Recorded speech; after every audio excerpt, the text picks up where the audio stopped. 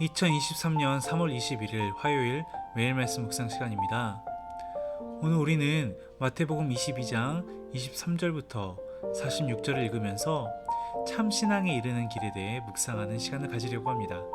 그럼 함께 말씀을 읽어볼까요? 부활이 없다 하는 사두개인들이 그날 예수께 와서 물어 이르되 선생님이여, 모세가 일렀으되 사람이 만일 자식이 없이 죽으면 그 동생이 그 아내에게 장가들어 형을 위하여 상속자를 세울지니라 하였나이다.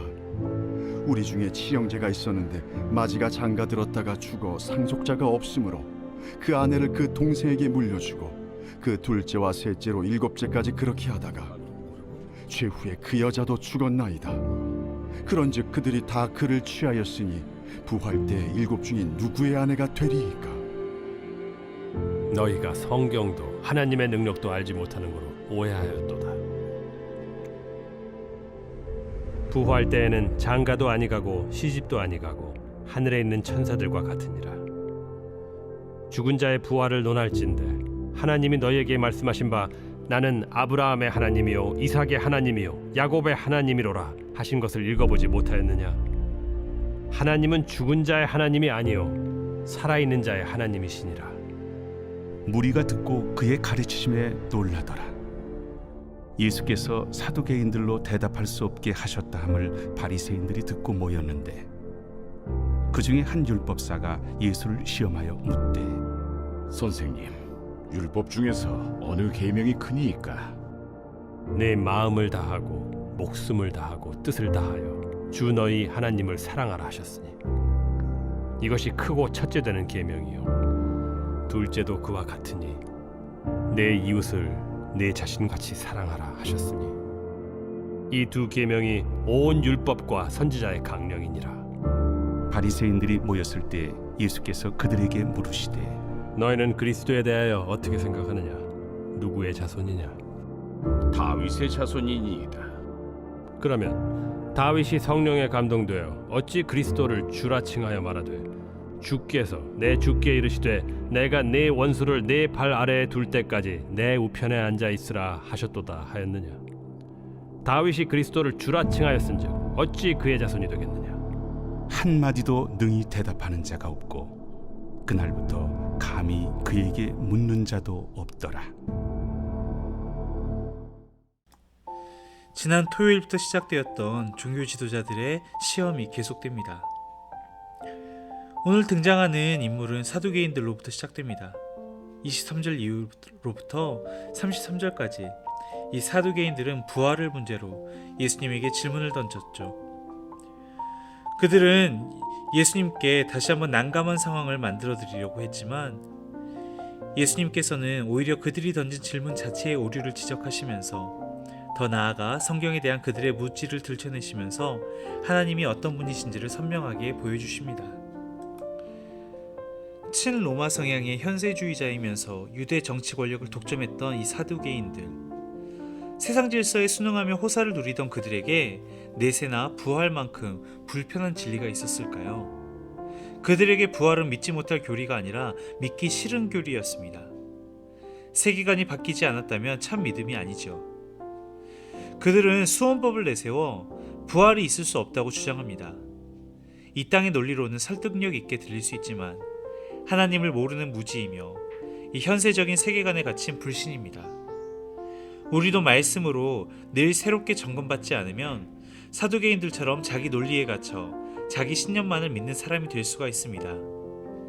부활이 있을 수 없다는 사두개인들의 주장에 부활은 있을 수밖에 없다고 주님께서 반박하십니다. 그들이 믿고 있던, 그들이 인용했던 오경 중에 한 말씀, 이 토라라고 불리우는 창세기부터 출애굽기, 레위기, 민수기, 신명기까지의 이 모세오경의 한 말씀을 인용하면서 증명하시죠. 사후 상태를 다 알 수 없지만 부활은 확실한 약속입니다. 성경이 문제가 아니라 땅의 한계를 넘지 못하는 그들의 세계관과 믿음이 문제였던 것이죠. 반박할 수 없는 예수님의 대답을 연이어 듣고서도 수용은커녕 공세를 이어나갑니다. 헤롯 당원을 내세워 세금 논쟁을 유도하던 바리새인들 중에 율법사가 나서서 계명 논쟁을 벌입니다. 논쟁이 끝나자 예수님께서 반문하십니다. 메시아에 대한 사람들의 왜곡하고 편협된 이해를 겨냥한 질문이었습니다. 논쟁은 결과적으로 긍정적인 가르침으로 이어졌지만 시작은 늘 적대적입니다. 바리새인들이 자기들도 결론 내지 못하는 문제로 예수님을 찾습니다.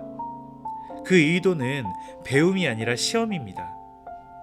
어떤 목적으로 말씀 앞에 나아가는가요? 성경이 말하는 것이면 기꺼이 수용할 준비가 되어 있는지요? 가장 큰 계명은 하나님 사랑과 이웃 사랑입니다. 율법은 이 두 계명으로 요약되고 이를 중심으로 이해되고 실천되어야 한다는 것이죠. 사랑이 실종된 상태에서 계명을 지킨다는 게 무슨 의미가 있겠으며, 계명이든 언약이든 심판이든 그 동기는 사랑입니다. 사랑이 말씀을 주신 이유입니다. 사람들이 예수님을 메시아로 인정하지 않았던 것은 그들의 그릇된 메시아 이해 때문이었습니다. 그렇게 예수님께서는 성전을 중심으로 고착되었던 그리스도가 다윗의 나라를 재현할 정치적 군주라는 그 환상을 깨뜨리십니다. 성경에 기록된 예수가 아니라 내가 원하고 내게 필요한 예수님에 집착하고 있지는 않은지 우리를 돌아봅니다. 많이 안다고 자부하는 자들이 공세를 펼쳤지만 결국 자신들의 무지와 불신앙만을 드러냈습니다. 바른 진리를 외면한 종교적 열의를 맹목적이고 또한 삶으로 번역되지 않는 신학적인 논의는 공허하기만 합니다. 많이 아는 것보다도 제대로 알기를, 또한 그 아는 만큼 나의 삶의 실천이 뒷받침되기를 힘쓰는 것이 바로 참 신앙입니다. 오늘 본문의 말씀을 돌아보면서 여러분에게 묻습니다. 여러분도 부활을 믿고 있나요? 또한 부활을 살아가고 있나요? 그리고 여러분이 생각하는 참 신앙의 본질은 무엇인가요? 이러한 질문들과 함께 오늘의 본문의 말씀을 깊이 있게 묵상하는 하루가 되기를 기도합니다. 기도하겠습니다. 주님, 이 세상 가치와 질서, 논리에 길들여진 탓에 많이 한다고 자부하였지만 결국 하나님을 제대로 알지 못한 모습을 보인 이들을 바라보며 우리가 참 신앙을 가지고 있는지 돌아봅니다. 나에게 믿기 편한 대로 믿는 것이 아니라 믿음이 중심이 되어 나의 삶을 바꾸는 우리의 신앙이 될 수 있도록 도와주시옵소서. 예수 그리스도의 이름으로 기도드립니다. 아멘. 기도의 시간을 이어가며 오늘 말씀을 생각하며 함께 기도합시다. 나의 믿음과 잣대로 주님을 바라보는 것이 아니라 주님의 말씀의 시선으로 내 삶을 바라보는 우리의 신앙이 되도록, 그리고 뒤이어 이 사회에서 최근 이단에 대한 뉴스들이 나오고 있는데 이 거짓된 신앙에 미혹된 이들에게 주님께서 회복과 건지심의 역사가 일어날 수 있도록 긍휼의 시선으로 함께 기도합시다. 그럼 기도하겠습니다.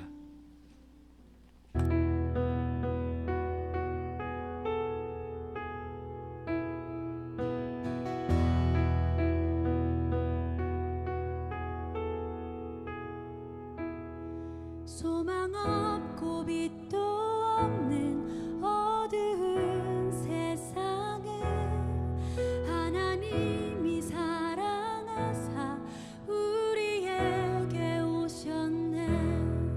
예언하신 약속대로 말씀이 육신되어 하늘 영광 버리시고 이 땅으로 오셨네.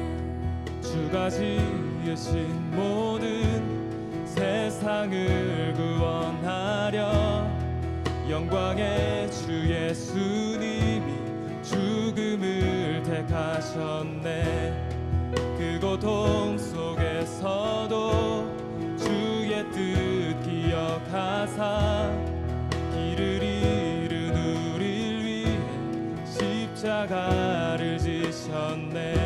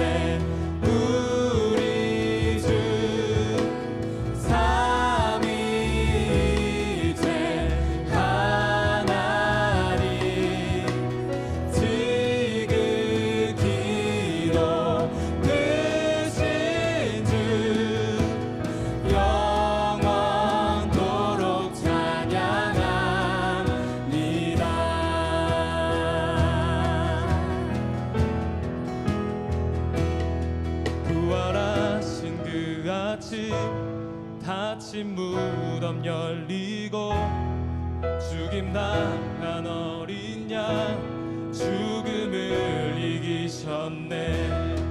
생명의 길 되시는 그리스도를 통해 아버지께 오는 자 모두 회복되리라. 주가 세우신 교회 성령이 이끄시네. 영원한 주의 복음 무너지지 않으리. 주의 보혈로 인해 나는 자유케 됐네. 예수의 사랑으로 새 생명을 얻었네.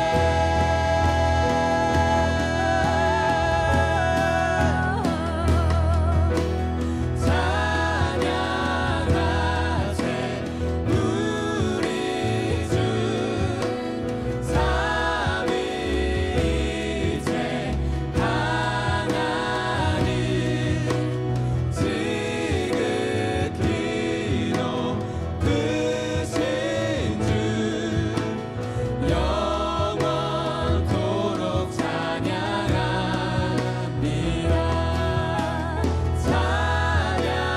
찬양하세 우리 주. 삼위일체 하나님 지극히 높으신 주 영원토록 찬양하세